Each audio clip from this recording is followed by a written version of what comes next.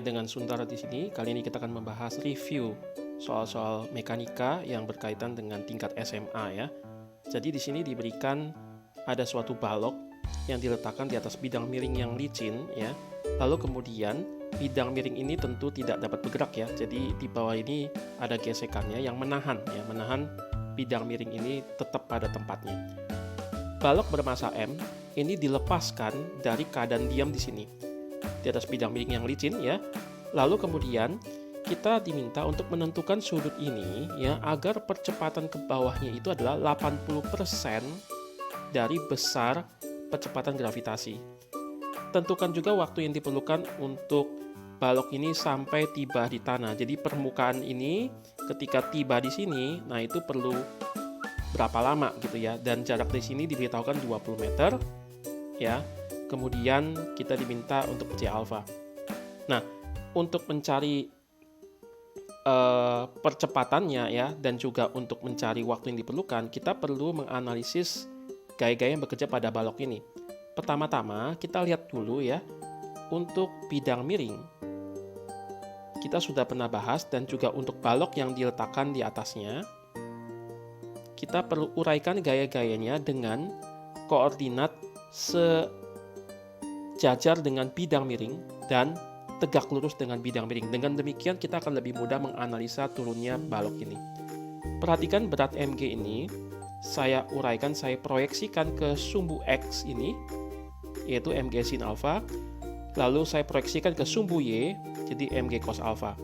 Karena balok ini tadi ada diletakkan di atas bidang miring dan ada gaya mg cos alfa, tetapi dalam arah sumbu Y ini tidak bergerak ya, berarti kan ada yang menahan ya, tentu saja karena ada interaksi dengan bidang miring, ada persentuhan, maka di sini ada titik kontak bidang miring menyentuh atau menahan balok, yaitu gaya normal.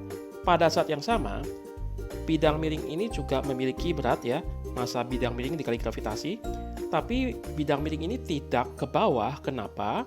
Karena ada lantai menahan. Makanya setiap persentuhan dengan suatu objek yang lain, ketika kita menganalisa objek ini ya secara abstrak ya, kita perlu ganti lantai itu dengan suatu gaya yang menahan ini. Kita wakilkan dengan gaya normal ya, normal dari lantai. Nanti kalau lantainya itu sendiri, kalau kita mau gambar lagi bisa, tapi nggak ada habis-habisnya. Tapi kita cukupkan sebenarnya menganalisa yang ini saja ya.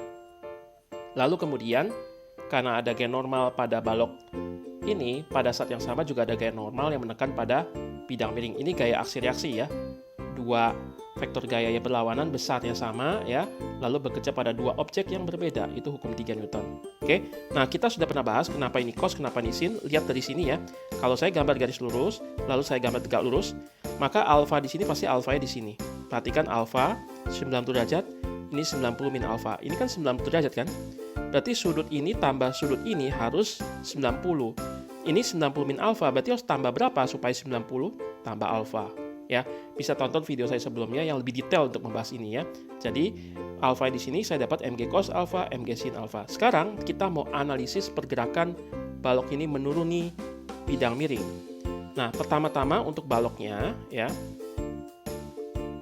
kita lihat sigma Fy, total gaya dalam arah sumbu Y. Ingat sumbu Y-nya ini ya, bukan lagi yang vertikal biasa, tapi ini ya, harus sama dengan 0 karena balok ini tidak ke kanan atas atau tidak ke kiri bawah, tidak dipercepat dalam arah itu, sama dengan 0. Ada gaya normal ya, N, lalu dikurangi dengan mg cos alfa harus sama dengan 0. N sama dengan mg cos alfa ya. Lalu kemudian dalam arah sumbu X, dalam arah menuruni bidang miring ini, sejajar bidang miring, sigma Fx itu tidak 0, tapi massa benda balok ini dipercepat ke bawah. Ada gaya apa? mg sin alfa sama dengan m kali A.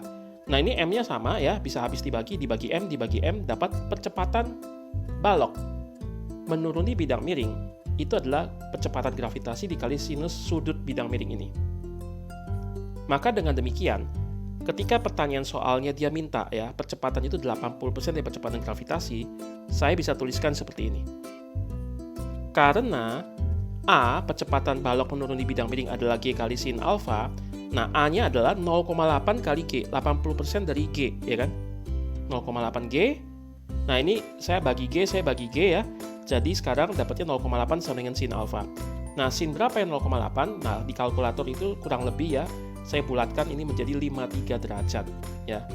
Nah, Dari sini saya bisa tahu sudutnya sekarang ya, sudut yang diperlukan supaya dia turun ya dengan ditarik oleh percepatan gravitasi percepatan sebesar 0,8 percepatan gravitasi. Sekarang saya mau cari waktunya. Karena dia turun ya lalu dilepaskan di awal-awal ya, berarti kecepatan awal 0 lalu dipercepat ke bawah. Ini adalah kasus GLBB, gerak lurus berubah beraturan. Jadi distance ya atau perpindahan ya, displacement ya lebih tepat ya. Perpindahan dari sini sampai sini, delta S sama dengan V0T tambah setengah T kuadrat. Nah, delta S-nya perpindahannya di sini 20 ya, sama dengan mula-mula kan dia dilepas, berarti mula-mula masih 0, kecepatannya 0 kali T, ini 0, tambah setengah dikali A. Nah, percepatannya harus percepatan balok ini menuruni bidang miring yang kita ketemu tadi, yaitu sudutnya 53 derajat atau langsung dari soal. 0,8 dari gravitasi. Kalau gravitasi ini tidak diberitahukan, misalkan nilai 9,8, nah saya secara praktis pakai saja 10 ya. 0,8 kalikan 10 meter per sekund kuadrat dikali T kuadrat. Setengah dikali ini 8, jadi 4 T kuadrat. 20 bagi 4 ya 5. 5 sama T kuadrat, T sama dengan plus minus akar 5. Tentu saja yang diambil yang positif karena di dalam fisika ya, di sini waktu itu positif ya di dalam pengukuran kita. Oke, sampai di sini pembahasan kita sudah dapatkan ya, dan penjelasan saya cukup detail. Tetap tonton video di Bengkel Vidas agar mendapat konsep yang makin utuh. Salam semangat!